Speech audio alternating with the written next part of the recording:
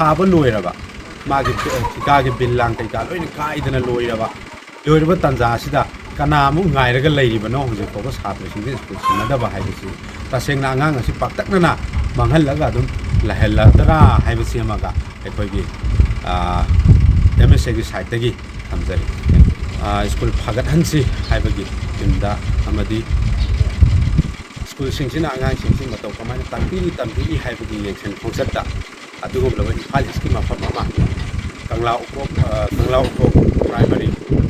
Highway school असिदा अखोइनि संजबा मतमदा school असिदा साब लोइरबा अदुगुमलबा school अमबो छात्रसिंगदा सिन्नदना थमलंबा सिदा अखोइना school असिदा येंसनबा मतमदा school असिदा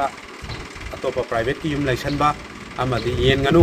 हमिंगना Simba मफोन साजलगा योक्सलगा लेबगी mummy सावता लोय लोयना school असिदा अखोइगी अदुगुमलबा private hostel क्या तौखिबगी ममीसु तारी अदुगा तसेंगना खुन असिदा अदुकी मतिक सोथरगा लैबा मुस्लिम कम्युनिटी हाइबा माइनॉरिटीज ग्रुप की सोथर लैबा जगह मफम अमखगनी हाइबा मफम असिगी छात्रसिंग like लाइसु तंबा फंगदना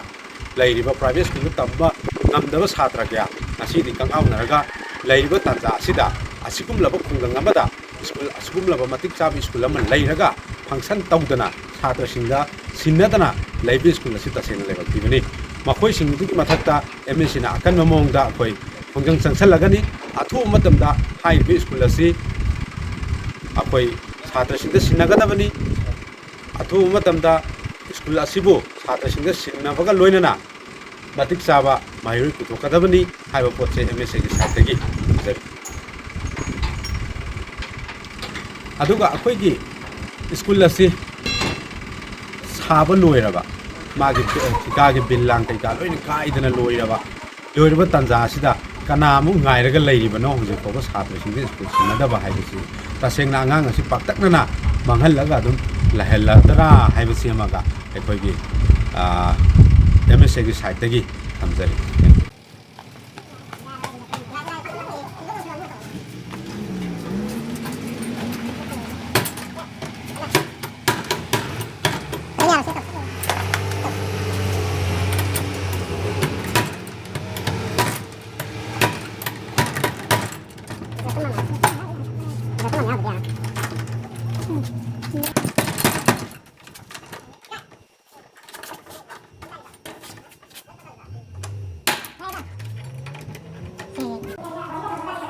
Masih boring ya begini Bapak?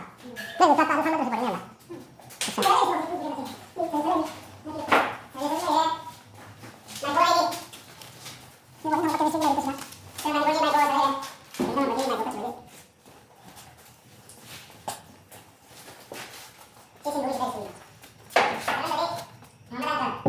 Sudah mau kita tanam mise,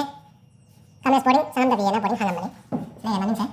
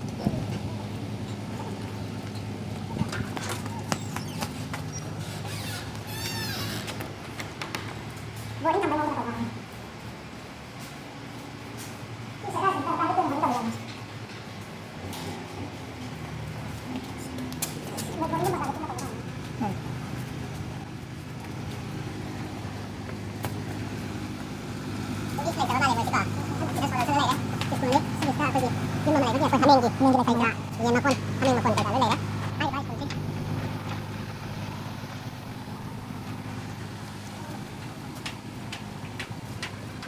아이 너희 안 되게 먼저 봐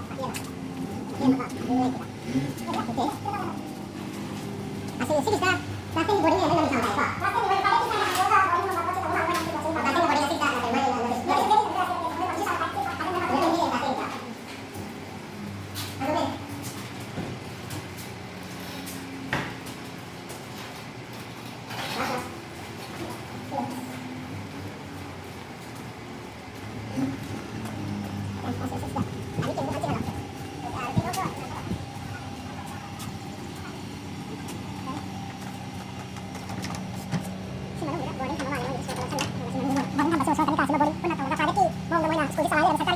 Bon,